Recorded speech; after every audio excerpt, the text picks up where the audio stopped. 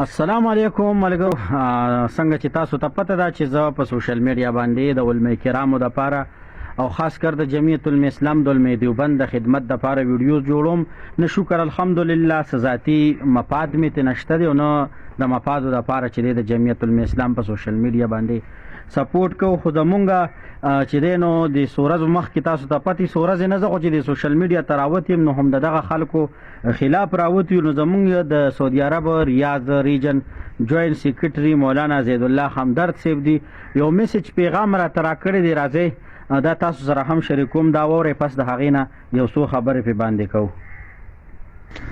السلام علیکم ورحمت الله تعالی وبرکاته. بلال وروره ډېر قدرمن او ډېر عزتمن، الله دې همیشه دپاره تر و تازه لره، الله دې همیشه دپاره دغه شان د علماو خادم لره او الله پاک دې د ټولو نوجوانانو دغه شان همیشه دپاره حفاظت وکړي.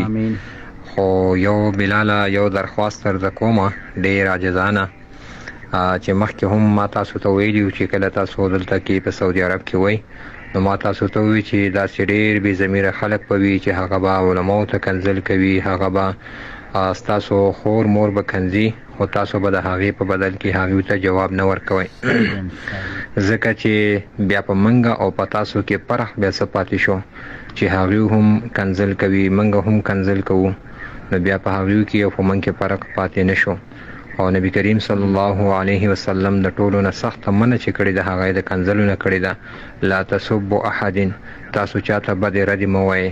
نو که چېرته څوک هم علماو ته کنځل کوي نو هغه خپل ایمان خرابوي، نو هغوی سره به الله جل شانه د قیامت پر ورځ د هغې سزا به ورته هم ورکوي. او په دنیا کې هم موږ تاسو لیدلی دي چې الله پاک هغوی ذلیله کړي دي. لیکن البته تاسو هم چاته د کنځلو په بدله کې کنځل مه ورکوئ او کنځلې مه کوئ، ځکه چې دا زموږ د علماو سره نه ښایي او په دې باندې زموږ اکابرین چې کوم دي هغه خفه کېږي.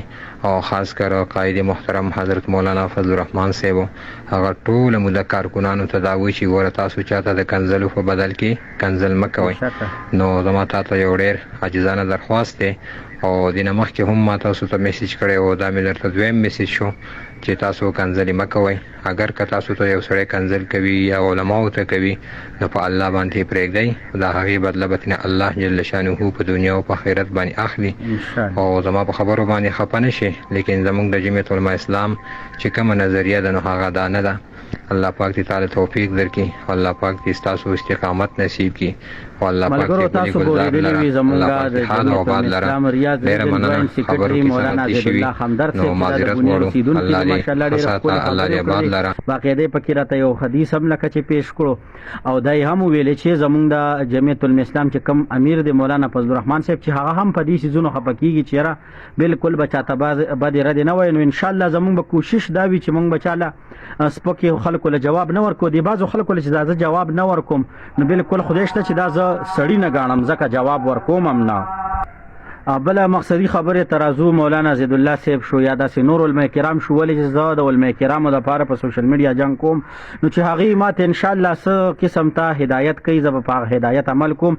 انشاءالله آینده دپاره به زه خپل کوشش کوم چې د خپله جذبه باندې به لږ قابو ساتو. انشاءالله کوشش به او خپلو ملګرو ته مې چې دغسې بعضې خلکو ته مونږ مه منشن کوي چې هله دی درپسې وي دا، ځکه چې بیا مونږ هم نوجوانان یو، زمونږ هم بیا دماغ چې دی په ارم خیږي. او بل چې دی راځم مولانا زید الله همدرد صاحب تاسو ته مخیره کې یو پیغام در کوم، څنګه چې مونږ تاسو کومه ویناوي کوم هدایت راکړي مونږ پې عمل کوو.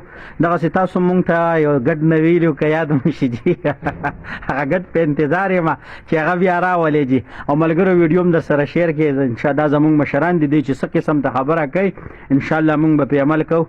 ستاسو ورور بلال اجازت غواړم. د لوی الله په امان.